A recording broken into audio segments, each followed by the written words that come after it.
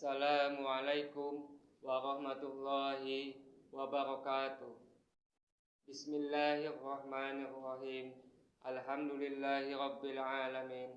Assalatu wassalamu ala asyrafil anbiya'i wal mursalin sayyidina wa maulana Muhammadin wa ala alihi wa ashabihi ajma'in.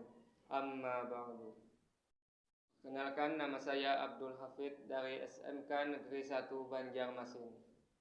Sahabat-sahabatku, para pemirsa dimanapun Anda berada, yang dirahmati Allah Subhanahu wa Ta'ala, yang saya hormati Bapak Ibu Dewan Juri.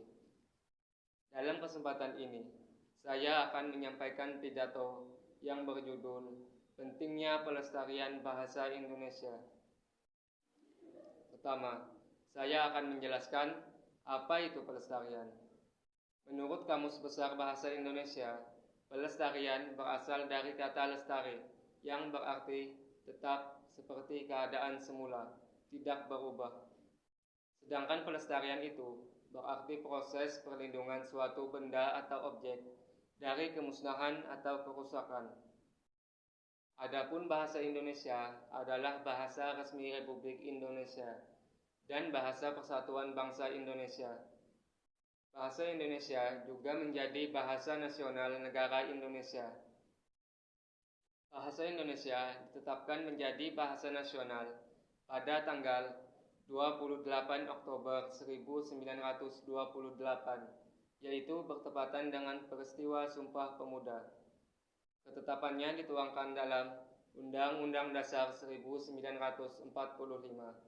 Bab 15 Pasal 36 pada tanggal 18 Agustus 1945 yang menyatakan bahwa bahasa negara ialah bahasa Indonesia. Nah, apa yang disebut dengan bahasa nasional?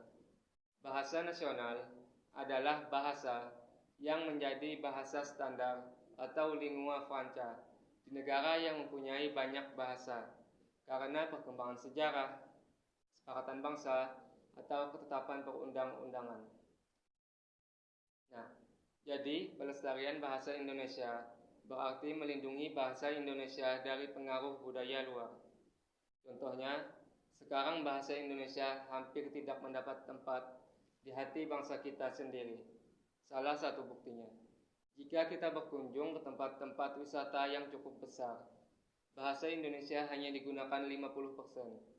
Sedangkan 50%-nya lagi sudah digantikan dengan bahasa Inggris. Dari pernyataan di atas, kita tahu bahwa bahasa menjadi sarana komunikasi. Selain itu, fungsi lain dari bahasa terbagi menjadi dua, yaitu fungsi umum dan fungsi khusus. Fungsi umum bahasa antara lain seperti yang telah saya sebutkan. Bahasa menjadi sarana komunikasi. Selain itu, bahasa juga berfungsi sebagai alat untuk mengungkapkan perasaan, berintegrasi, beradaptasi sosial yang mempengaruhi sikap, tingkah laku, serta tutur kata seseorang. Adapun fungsi khusus bahasa diantaranya, bahasa digunakan sebagai alat untuk mengekspresikan rasa estetis melalui seni sastra.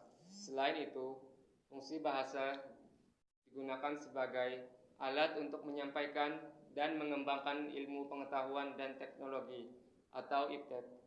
Apakah kita perlu melestarikan bahasa Indonesia? Ya, karena bahasa Indonesia adalah bahasa resmi Republik Indonesia dan bahasa persatuan di Indonesia.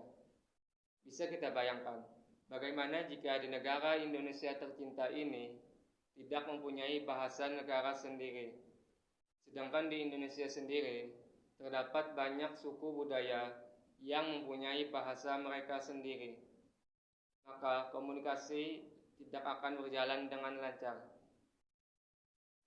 Sebelum saya akhiri pidato ini, izinkan saya berpantun.